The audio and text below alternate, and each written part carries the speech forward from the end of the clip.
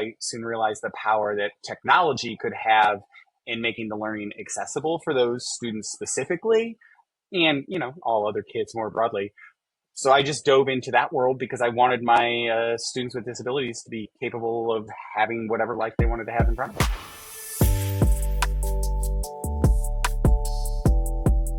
Hey everyone, this is another episode of The Business of Education. My name is Kyle Walgren. Today our guest is Sean Arnold, who has done an abundance of things in one of the biggest districts in the country, New York City Department of Education, somewhere where everybody wants to be, but might not necessarily know how to get there. Sean, welcome to the show. Thank you very much for having me, Kyle. Sean, we jumped right into it, but some of your background, you've served as a technology coordinator, you've served as a STEM leader and consultant. You've touched in many different areas, public speaking, throughout the education space. What led you into education to begin with? I mean, honestly, I kind of avoided education early on. Or I always loved learning, but I avoided the business of education, shall we say. Right. Partly because both my parents were teachers and counselors. So I saw the toll that it took on them, and I wanted no part of that, and some negative school experiences, although I had a lot of positive ones too. But in all the other careers and work that I did in production and management and sales, I found success, but I always found myself sort of empty, except for the times where my work intersected in working with young people. And I found real joy and value in that. And so I participated in something that New York City has called the Teaching Fellows Program, which brings outsiders into the world of education, training. And I ended up beginning to work with students with disabilities where I thought I could have the most impact. And I feel like I have had a substantial impact there. And then in the midst of that, I soon realized the power that technology could have in making the learning accessible for those students specifically and, all other kids more broadly. So I just dove into that world because I wanted my students with disabilities to be capable of having whatever life they wanted to have in front of them. And so that's what got me passionate about it. I'm glad you brought up technology. I'm in the education technology space. And sometimes, not sometimes, quite often we run into a lot of pushback in bringing new technologies into space for multiple different reasons. A lot of times teachers are overworked and having to learn a new product is, challenging. And then trying to deploy technology across different classes, different schools, across the district, different devices is a big challenge. What are some of the things that you've seen new companies coming into technology do differently that really moves the needle, that really can impact the decision on how technology is used in a classroom? Well, now, the big step one is essentially making sure that it is in New York, Ed Law 2D compliant, which, is like COPPA, FERPA, student Uh-huh. safety, right? That's number one. And then number two is ensuring that it's like value added for teachers and not just another thing. Uh, I'll give a weird example. So in District 75, there is this software that nearly every teacher there knows, but outside of District 75 in New York City, almost nobody really knows, and it's called Board Maker. Um, and it is this software that basically just creates picture symbols for student communication systems. It's a very niche product. And in fact, it's honestly kind of hard to use and a little quirky and complicated. But all the teachers and paras saw the value in it for the communication for their students and use it. Now, granted, that thing is embedded in Microsoft's Immersive Reader now. It's one of the features that a lot of people don't click on there because they do translate everything inside Immersive Reader. But all of them saw value in it. So despite the fact that it's clunky and complicated and hard to use, they were happy to do it because they saw the value in it for their students, right? And then I guess the other piece of that is, in addition to value added, is it a bang for the buck in that, like, will our teachers be able to get training and get running on it right away? And is it going to replace other stuff I don't have to spend time doing? So if this is going to save me time in the long run, I'm happy to learn it so that I don't have to deal with, sending all these messages out to parents and families, and it'll automatically translate it, and it'll automatically, assess the data that I need from students, or it'll automatically do these reading logs, whatever it is that's like taking up the teacher's time and space so that they can focus on the things they want to do with students. So yes, safe, value added, and overall time saving, I think, are the big ones. If you can hit those points, then that's gonna sell for teachers and for the administrators too. That's going to move the Yeah. mark. For the tech people, what sells it is if it's easy to manage and coordinate. So value add is obviously, crucial. Time saving, I think, is one of the things that, for our business, we've really focused on is how can we give more time back to the teacher. But navigating the New York City Department of Education portal and onboarding process is very intimidating. As a tech There's coordinator, do you have any advice on how to navigate through there? All right. So the initial steps that you have to take, and that I'll tell any vendor who's coming in and trying to work with us. One, again, we have one here that's called IRMA. BOCES, which are all these different structures across the state, have a slightly different structure, but they're similar in ensuring compliance, right? Mm-hmm. Ensuring it's not sharing student data and everything. So that's part one. Yes, there's going to be some legal papers and things that have to be signed. And that can take a little bit, right? Because New York City lawyers aren't in a rush. Part two of that is then just getting it, and this one's easier, and this is actually posted on New York City Public Schools website, but easy to find, is getting you as a essentially certified vendor, so you can be in our FAMUS, or what is Shop DOE portal, and you'll put together packages. A vendor will put together packages that you can sell. It might include PD, it might include hardware, it might just be a software component depending on the company, and that makes it easy for schools to spend more money, or even districts to spend money, because otherwise schools are basically limited to a tiny amount of funds for vendors that are not in that system, right? So if you're not in that system, yes, it doesn't mean you could be a sole source vendor, but you're very limited. Schools are very limited in the funds that they can spend towards sole source vendors. So getting those two things accomplished are, the key beginning steps. And then after that, it's trying to coordinate with either district leaders or some central leadership, people in positions like myself, who can coordinate meetings with, whether it's going to be a district-wide program or piloted in certain schools that might be well suited for it. So like if this is the high school focused project for like computer science, oh, this school and this school do APCS, and I think it'll be well suited. So let me gather these school leaders together in regular meetings that we have. And then, after those initial steps are completed, then it's, I guess, sales pitch-ish.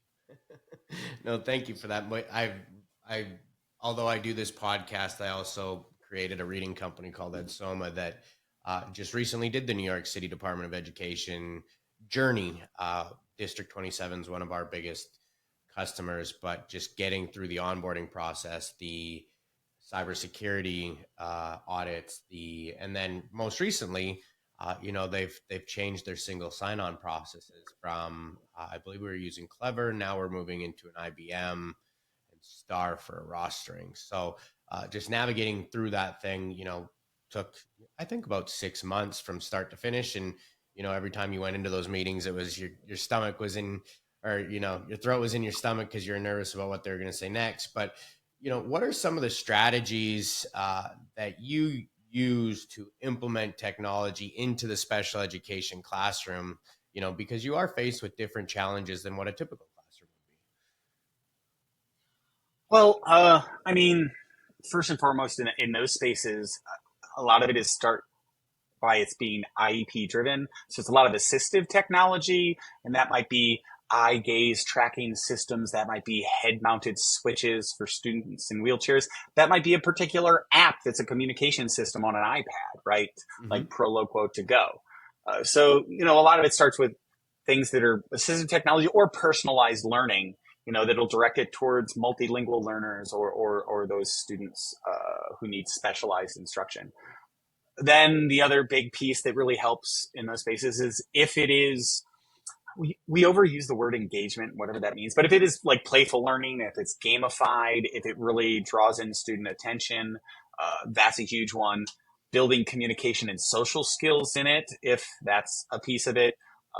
Let's say it has social stories, or it's an app like Book Creator, or like so many other apps that aren't Microsoft that have immersive reader built in, like I know Nearpod does, and Pear Deck does, and Minecraft does, right? Having those accessibility features as a part of it, and being able to show that this is going to work for the broad population. So you brought up District 27, which is like a high achieving district in the city, and we have map out, not to say that there aren't struggling learners and struggling readers and multilingual students across District 27, but that's a different space than say students in the South Bronx or Right. students in Staten Island, et cetera.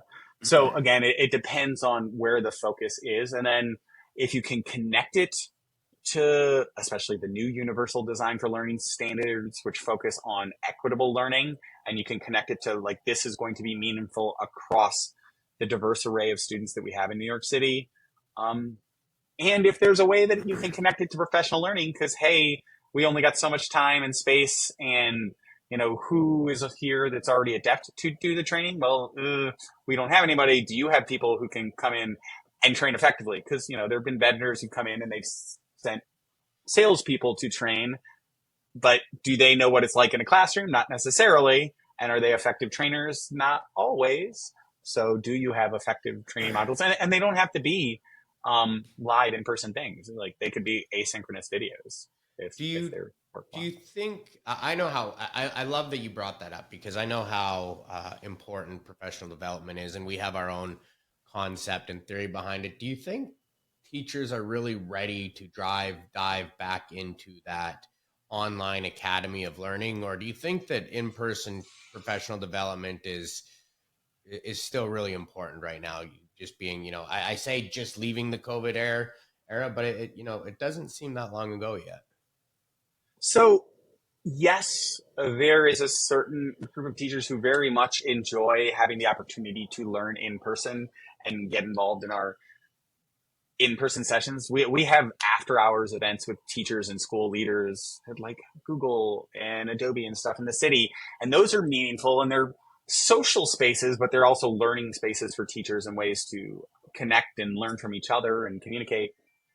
But broadly speaking, to have an intense reach across the breadth and width that is New York City, where we have teachers who live in like Long Island and in New Jersey and stuff too, virtual learning is great for those teachers. And there's tons of them who love diving in.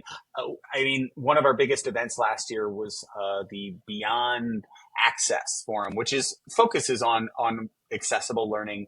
And I can't remember the exact number, but it was in the neighborhood of like 12 to 15,000 staff members logged in and were attending all these sessions and connecting with vendors in those places and spaces. And this was one full day of virtual learning, right? On what is known as like our Chancellor's Day, which is like a full day of PD. But the teachers were deeply engaged and responding in the chats. And so, are there teachers that are going to need like individual, like small group sessions in that training? Sure. But for those initial ones, yes, the breadth of virtual training really serves well. And if the adept teachers can get it through that, then those teachers can be helpful in training the other teachers who are, more reticent Right. to the sort of digital foray. That makes sense. The whole New York City thing is super interesting because you have so many people from so many different parts of the world participating in the education system there, and like ultimately you want to include everybody. But how do you start when I think there's 75 different languages that are fluent Oh, there's more than within? that. There you go. Yeah, Within it's like 250 plus. But there you we have go. we have our standard languages. Yeah. And then where do people focus? You know what I mean? Like, is it most important to start at English? Is it most important to start in Spanish in New York? Where do you feel like people can dive into that and be the most Are successful? we talking about for teachers in the classroom? Just for new technologies coming into, Okay. because like one of the things that and I haven't brought this up, but one of the things that you focus on is inclusive and equitable solutions, right? Yeah. So to me, part of that idea or concept is making sure that everybody has ease of use of something, right? But with, especially with the large influx of migrants coming into the United States and New York over the last few years, we don't really have every language available with all technologies. I mean, is Spanish the most widely spoken? Yeah. So even if it's just English, Spanish, in terms of language array, but it depends on how it's presented and the kind of application or something that it is. Like having picture symbols, like I said, immersive reader, if that can be integrated, like a lot of platforms are able to do for Microsoft, that's a big selling point right off the bat because it's got all of those accessibility features and not just language translation in there. It's like tons of languages, but it's also highlighting, uh, just having text on screen that's able to have screen readers read it is a big one, right? So students who might struggle to see it or might struggle to read it themselves, having it spoken to them, even if it's not in their native language, can be a helping point.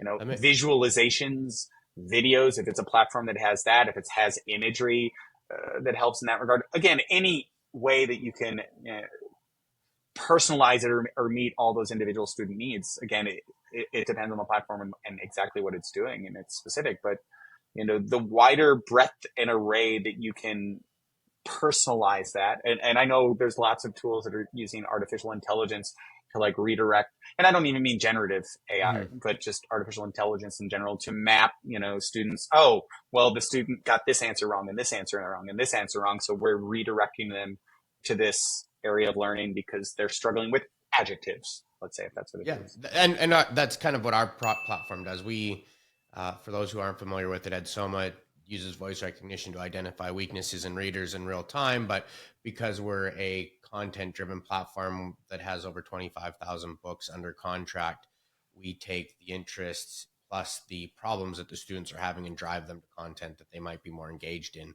to try and keep them involved in the platform. So we kind of do something similar to that. um, how important do you think it is to keep playfulness and creative play in your approach in teaching and learning, with non-technical solutions and technical solutions? I mean, for me, it's a huge piece just because of my issues with learning in school when I was growing up. But I think it's even more important now in our sort of, I guess, post pandemic landscape, right? Because teaching has shifted and changed so much, and getting students to see the value in learning, whether, again, there's students who are learning virtually fully now, right? Hmm. Um, in those spaces and places, but to see the value in, like, why should I spend time reading this, why should I spend time writing this, why is any of this important, how does this relate to a future that is meaningful to me, and how does it engage me when, like, hey, I had to sit in my bedroom or in my bathroom for a quiet space for like a year and a half or whatever it was Hmm.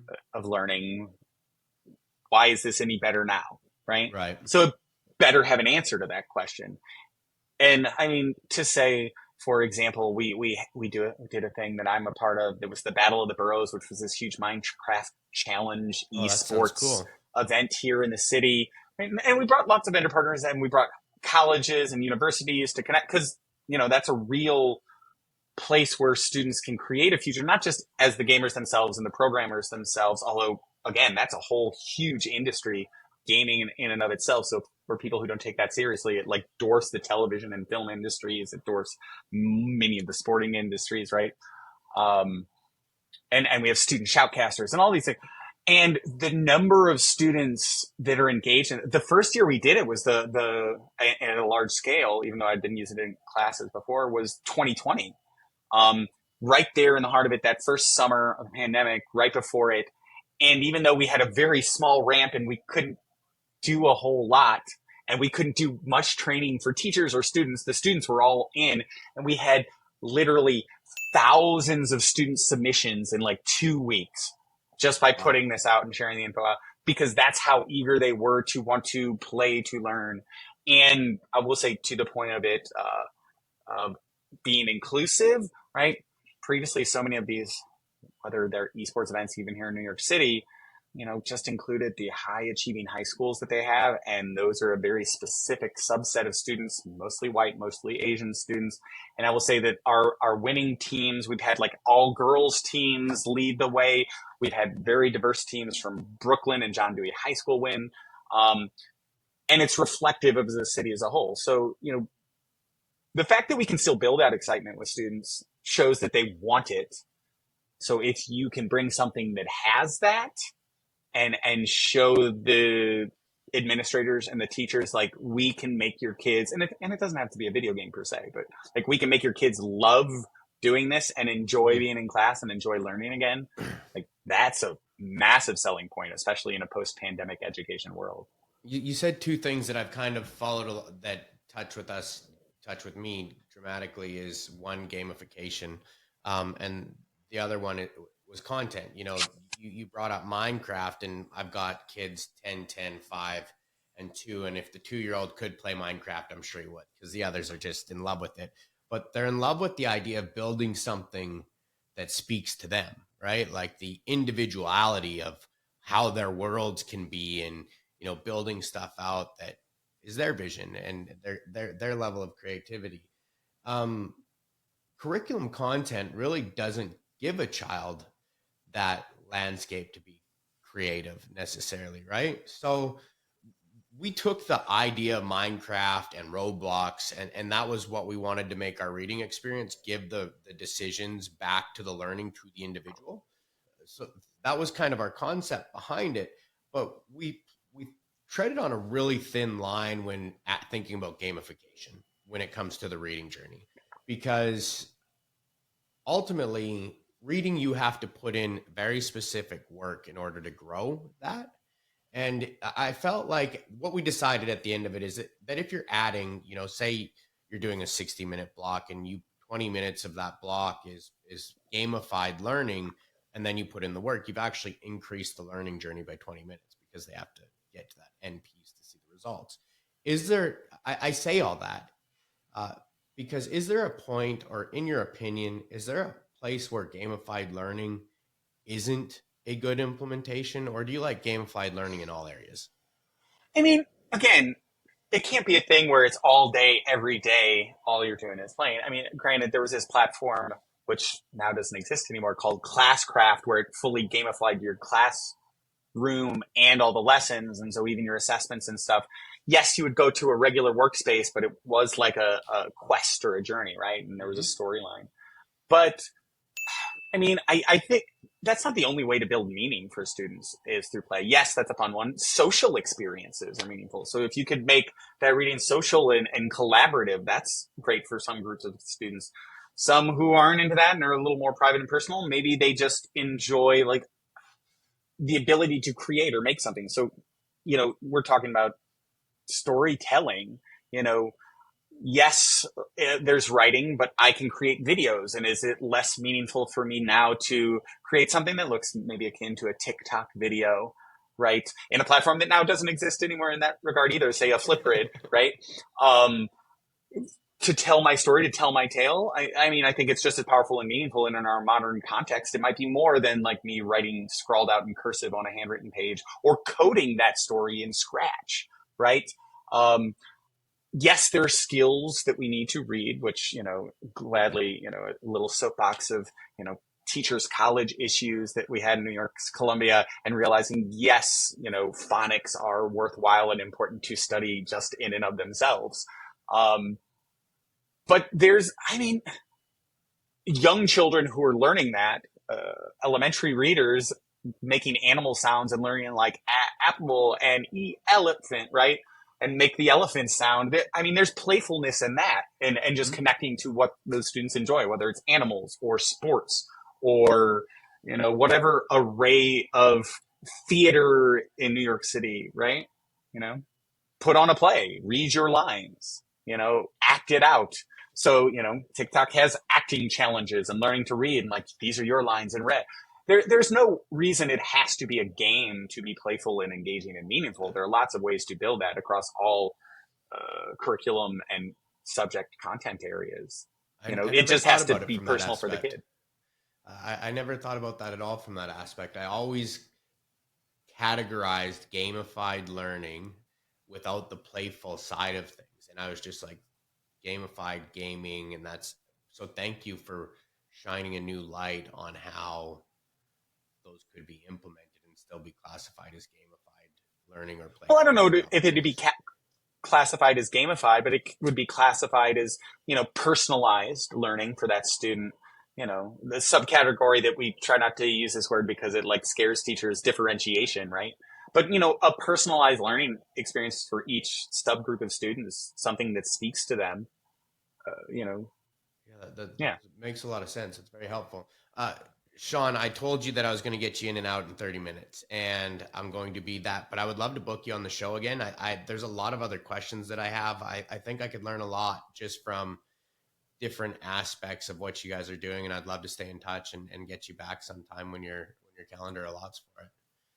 Sure. Yeah, that sounds great. This has If been, enlightening. Yeah, I appreciate it. And if anybody wanted to reach out or had any questions around New York and technology, how would somebody go about doing that? Oh, I mean, for New York City, schools.nyc.gov is the site, and there's a link that takes vendors to that space. But if you want to reach out to me and the work I'm doing personally, That's I'm what I'm on talking about. LinkedIn. I'm talking about you I'm on personally. Twitter, Okay. at Sean M. Arnold on Twitter. Um, I think it's something Sean Michael Arnold maybe on LinkedIn. But similar. We'll put the link in the video description, and I'm definitely excited to have you back, Sean. And to be mindful of your time, thank you so much. Yeah, thank you for having me. Hey, thanks.